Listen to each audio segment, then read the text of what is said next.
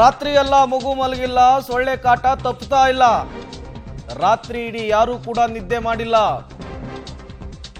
ಬಾಣಂತಿಯ ಆಕ್ರೋಶದ ಮಾತಿದು. ಹೀಗಾದ್ರೆ ಹೇಗೆ ಮಾಡೋದು ಅಂತ ಹೇಳಿ ಬಾಣಂತಿ ಬಿಬಿಎಂಪಿಗೆ ಪ್ರಶ್ನೆ ಮಾಡಿರುವಂಥದ್ದು. ನಿನ್ನೆ ಗಾರ್ಬೇಜ್ ಫುಲ್ ಓಪನ್ ಆಗಿದೆ ಈ ಅಪಾರ್ಟ್ಮೆಂಟ್ ಇದು ಗೋಡೆ ಇದಾಗಿರೋದ್ರಿಂದ ನಮಗಂತೂ ನೈಟಿಂದ ಫುಲ್ಲು ಸ್ಮೆಲ್ಲು ತಡೆಯೋಕ್ಕಾಗಲ್ಲ. ಸೊಳ್ಳೆ ಕಾಟ. ನಾನು 1 ತಿಂಗಳು ಮಗು ಡೆಲಿವರಿ ಆಗಿ ಇಟ್ಟಿದ್ದೀನಿ.